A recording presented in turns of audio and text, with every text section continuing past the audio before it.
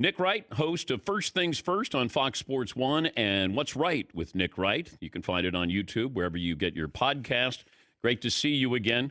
By the way, Sunday morning, Paulie says, let's book Nick Wright, win or lose. So just so you know, we wanted to have you on whether the Chiefs won or not. No, that's a lie. No. You really wanted to have me on if they lost. Well, that would have been but maybe. Sadly for you and Paulie, and more accurately, almost everyone else in the media, I get to be right again.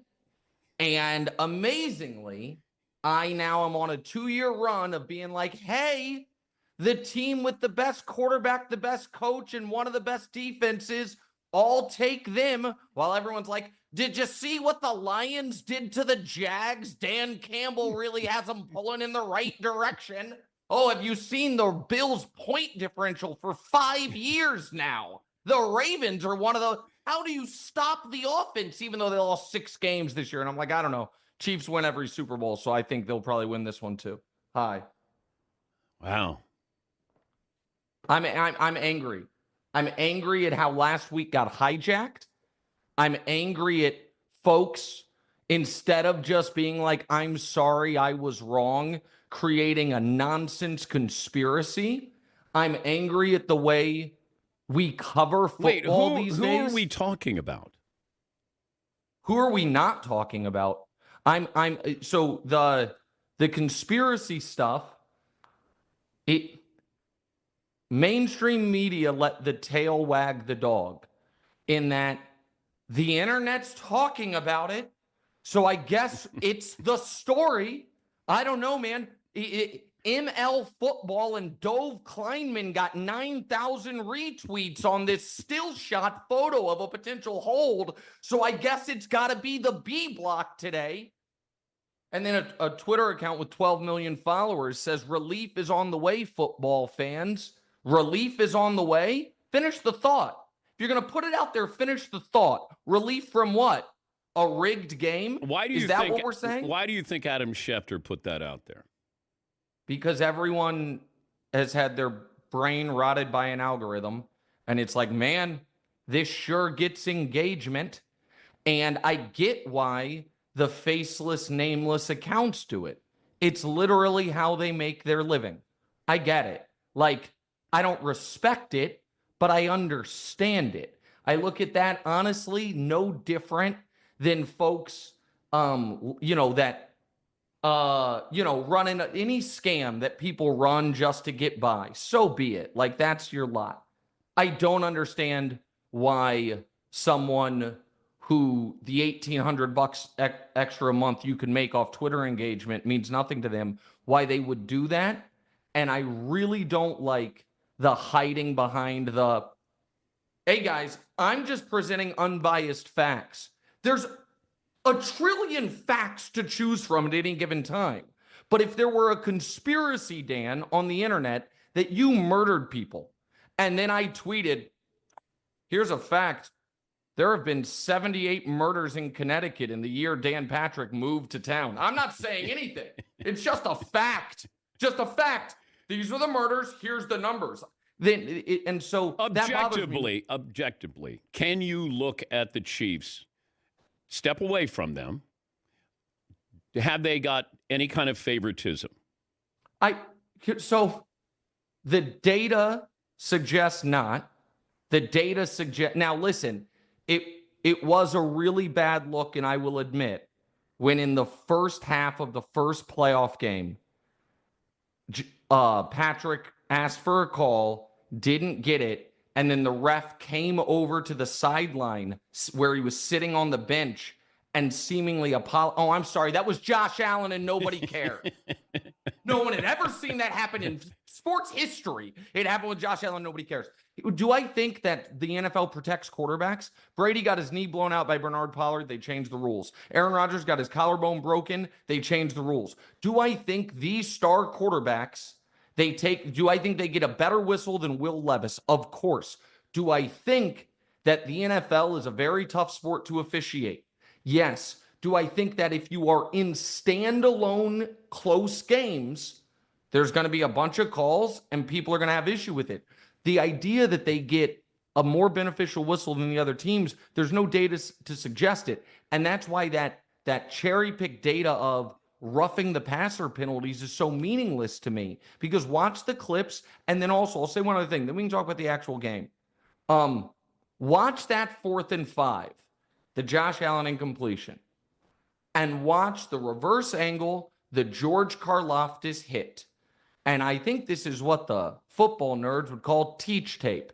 Karlaftis, head up, shoulder down, into his chest, and then before Allen's even on the ground, is backing up, hands up. You know why? Because they're a buttoned-up, well-coached team that doesn't make those types of mistakes. But why don't you just take this as a compliment? America wants a new story. They want a new story in all sports.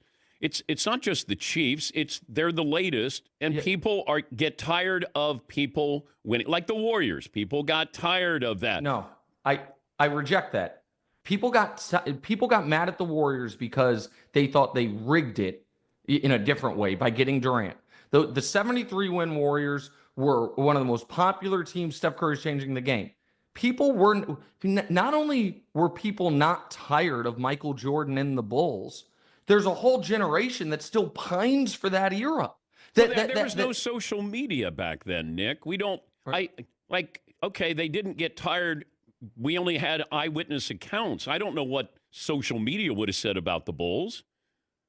So, okay. So then, I mean, if the answer is that we now, in the mainstream media, with a responsibility, with better access to data, with more information, that we should just be taking our cues by what's trending on Twitter, I just disagree with that. And where I got frustrated and where I got really, angry that morning was the story of the week should have been, on one hand, you have one of the most objectively talented players in league history in Josh Allen, who is staring in the face of a team that has beaten him 3 times in the playoffs, going for a dynasty. It will be not going for a dynasty, going to be the greatest team of all time. A defining moment in the best and the second best player in the league's career will be this football game. And instead, we're talking about the flag on Mahomes in the AFC Championship game from 2 years ago, and we're being led down this road by ML Football on Twitter. I just find it, I find it cheap and unlikable. That's it. He's Nick Wright, host of First Things First on Fox Sports 1. Why would they be the greatest team of all time if they win this Super Bowl? What do you mean they won 3 straight Super Bowls? Well, they're different teams. Yeah, okay. Oh, you mean I thought you were talking about this team. Is this the greatest team? Got it.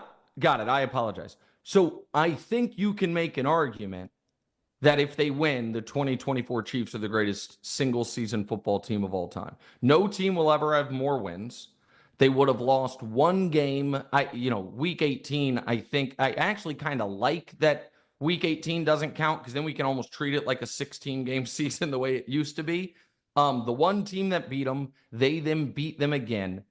They were able to win. It's not a singular force, meaning Patrick was not great the first 6 weeks of the year. They won anyway. You can look at specific games they won because of special teams, because of defense, because of coaching, and by the way, they have the necessary components of being considered one of the greatest teams ever, which is generational star, another generational star, another generational star. It's 3 because Mahomes, Kelsey, and Chris Jones is a playoff performer, is one of the greatest of his generation.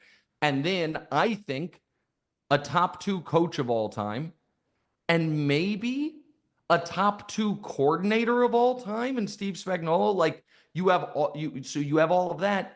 And then you add what I think is the degree of difficulty of no team ever has been able to follow up back-to-back championships, not only with a third, but with even playing for the third. The 8 teams to do it, 3 missed the playoffs, 2 lost in the divisional round, 3 lost in the conference championship game. So it's weird. If you were to, like, prior to this year, lie detector test me and say, what's the greatest football team of all time? I'd probably say the '07 Patriots. But it's it's like, yeah, but some people would be like, no, actually, they're not one of the 58 greatest because 58 teams won a Super Bowl and they didn't. I've always thought the 2 most spellbinding teams of my lifetime were the 98 Vikings and '07 Patriots, and neither one got it done. Well, the '07 Patriots were like the 73 win Golden State Warriors. Oh, that's a great take. That's a great take. But then Eli Manning has to be LeBron James. I don't like that at all. No. We gotta workshop that one. But that is, otherwise we would have been right there. How do the Eagles beat the Chiefs? Oh, they can win.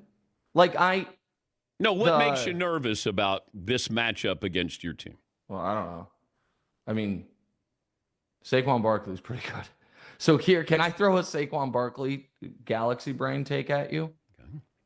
If a normal football team, so let's say in the 2018 draft, the Giants had drafted Josh Allen, which, they probably wish they had, and Saquon went 5th to the Broncos, just a normal team.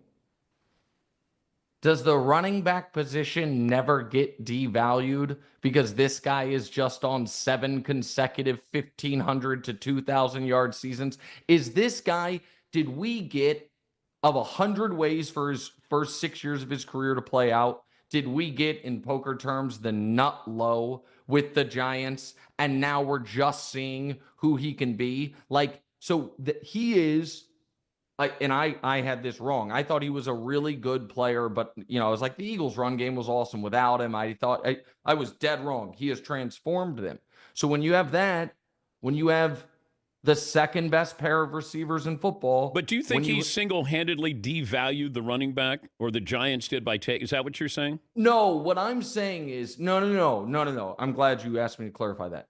What I'm saying is, if Saquon was taken in the top 5th instead of 2nd, still top 5, and instantly made the Broncos a year after year contender. My point was he good enough that if he just wasn't with a franchise, they didn't know what they were doing, he would have been at this level every single year or close to it, that they would have been a playoff team every single year. And because of that, people have been like, man, star running backs still work in this league. That's what I meant. Okay. I wasn't taking, it was a shot at the Giants, not at him. So yeah, the Eagles have an amazing roster, and they are great on both lines. And so yeah, they can win. I don't think they will. Listen, Jalen Hurts had never thrown for 160 yards in a playoff win. And this past weekend was the best, in my opinion, the best game of his career that resulted in a win. Obviously, the Super Bowl, he was great. They lost. And so if they get that level of production from him, that's a dangerous team. I just think the Chiefs, I said it all year, people got mad at me. They were practicing all year, which is why, in the first game they actually could lose that mattered, they score a season high in points. Mahomes has a career high in rushes. They do things offensively and defensively they did not do all year. So they have more in the bag than the Eagles. That is not shown yet, but this will be a great Super Bowl. Great Super Bowl. Do you think you're going to get a Super Bowl ring one day? Oh, you mean when I retire from broadcasting and someone asks me to run a team because of all my brilliant commentary? Oh, well, that could happen, but are you going to be on the float this year? Chris Berman got a Super Bowl ring from the Niners, so I'm going to guess you're... Wow, I didn't know that. I thought he was a Bills fan. Nobody circles the... Yeah. He got a ring from a team he's not even a fan of? Wow. No, he's a fan of the Niners. Oh, okay. Well, yeah. He had NFC, AFC, so he had himself. Oh, I got you. Yeah. But he got a Niners. Well, I mean, I don't know. I mean, I'm an impartial journalist, Dan. Of course you are. I just listen. Of course you are. Would you accept a Super Bowl ring?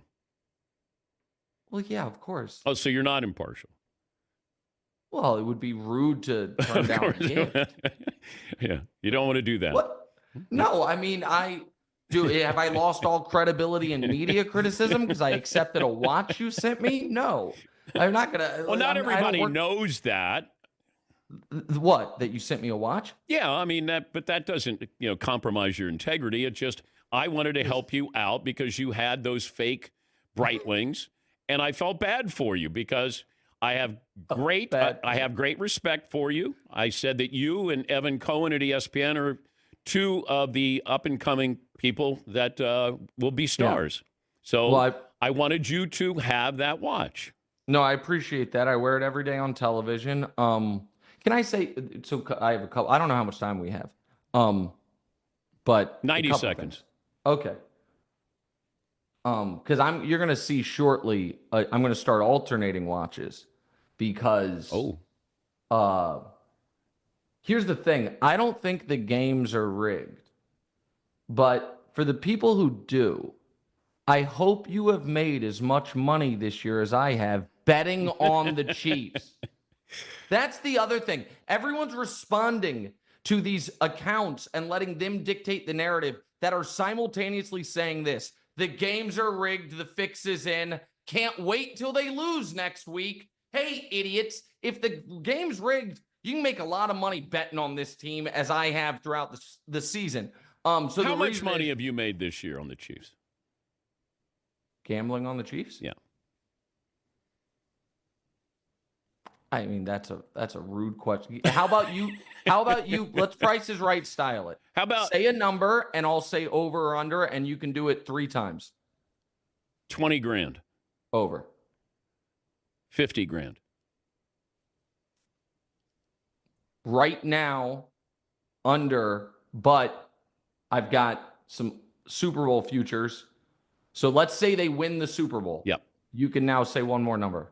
Assuming they've won the Super Bowl. 62,000. Over. Oh, okay. Yeah. Good. Yeah. So you're going to get another watch. Oh, yeah. That's what I said. Those are the point of the stories. That's why I'm going to be alternating watches. I'm going to look at whether they win or lose Super Bowl. I'm going to look down at my wrist occasionally, and I'll either think of you or I'll think of this Chiefs season. And either way, it'll make me happy. And then that's what's going to happen. Yeah, so that's that. By the way, Josh Allen probably should get him in field goal range. I know we're not allowed to criticize athletes anymore. It's a new, softer, gentler media. I get it. Everyone feels bad for everyone at all times, but well, he almost did if Dalton Kincaid does catch that ball. There's a lot of almost. Well, he almost did. He almost did. Yep.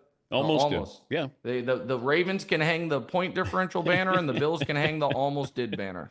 He's Nick Wright. You can see him on First Things First every afternoon on Fox Sports 1 and What's Right with Nick Wright, YouTube, and wherever you get your podcast.